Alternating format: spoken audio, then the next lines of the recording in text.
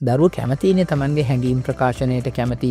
සමහරවිට කියන්න ඕන එක ළමෙක් එකපාරටම කියලා දාන්න. ඉතින් එතෙන්දී සමහරක් වෙලාවට ඒ දරුවා ඒ කියන දේවල් තුල එහෙම නැත්නම් දරුවා කරන දේවල් තුල නොගැලපෙන දෙයක් වෙන්නට පුළුවන්. ගැලපෙන දෙයක් වෙන්න නොගැලපෙන දෙයක් තිබුණා නම් අපි ඒක ගැන දරුවට ආදරෙන් කියලා දෙන්න ඕනේ. මොකද දරුවා කියලා කියන්නේ හැම වෙලාවෙම ඉගෙන ගන්නා කෙනෙක්. අපි කියන එක එයා ලර්න් කරනවා හැම වෙලාවෙම. එතකොට ඒ ඉගෙන ගැනීම තුල අපි දරුවාට හරි විදියට හරි දේවල් කියා දෙන්නට ඕන. වැරදි දෙයක් තියෙනවා නම් ඒක පෙන්වා දෙන්න. ඒ විදිහටම පෙන්වා දෙන්න. එහෙම නැතුව සමහරලාට දරුවාව මේ ආතතියකට පත් කරොත් පුංචි කාලේදී ඒක මුළු ජීවිත කාලෙම පුරාවටම පවතින පුළුවන් දරුවාගේ වර්ධනයට. වර්ධනය කියන්නේ ශාරීරික වර්ධනය විතරක් නෙවෙයි. අපි ශාරීරික වර්ධනය සහ මානසික වර්ධනය කියන දෙකම එකට යන්නට ඕනේ. මේ මානසික වර්ධනයට පැහැදිලිවම දරුවාට බලපෑමක් ඇති කරන්නට පුළුවන් පුංචි කාලේ අපි දරුවාට දක්වන ප්‍රතිචාරය. ඒ කියන්නේ ඔහුගෙන් එන ක්‍රියාකාරකම් තුලදී අපි දක්වන ප්‍රතිචාරය. ඉතින් මේක අපි කියන සමහරලාට අපි අර දරුවන්ට උගන්වනවනේ ධනාත්මක චින්තනය. අපි හිතන් ඉන්නවා ධනාත්මක චින්තනය කියලා කියන්නේ දරුවා අති විශිෂ්ටයෙක් බවට පත් කිරීමට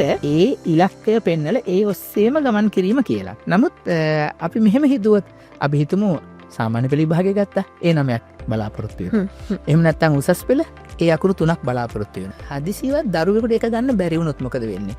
දරුවෝ හුඟක් අද අතරමං වෙන්නේ ඒ කාරණාව නිසා. ඒ කියන්නේ අර plan A, plan B, plan C කියලා මේක වැරදුනොත් මම මොකද කරන්නේ කියන එක දරුවෝ දන්නේ නැහැ. ඉතින් එතකොට අපි හිතාගෙන ඉන්නවා ධනාත්මක චින්තනය කියලා උප්පරිම ඉහළම අගය ගන්නට ඕනේ කියලා. ඔව් අපි ඒ දේ දරුවට පෙන්වන්නට ඕනේ. මේක වැරදි විදියට ගන්නේ නැතුව හරියට මේ පණිවිඩය ගත්තොත් දරුවාට අපි ඉහළම ලකුණ ගන්නට මඟ පෙන්වන්නට ඕනේ. ඒත් එක්කම ඊට සමගාමීව කියා දෙන්නට ඕන වැරදීමකින් හරි ඒ ලකුණ ගන්නට බැරි වුණොත් මම ඊළඟට මොකද්ද කරන්න කියන එක.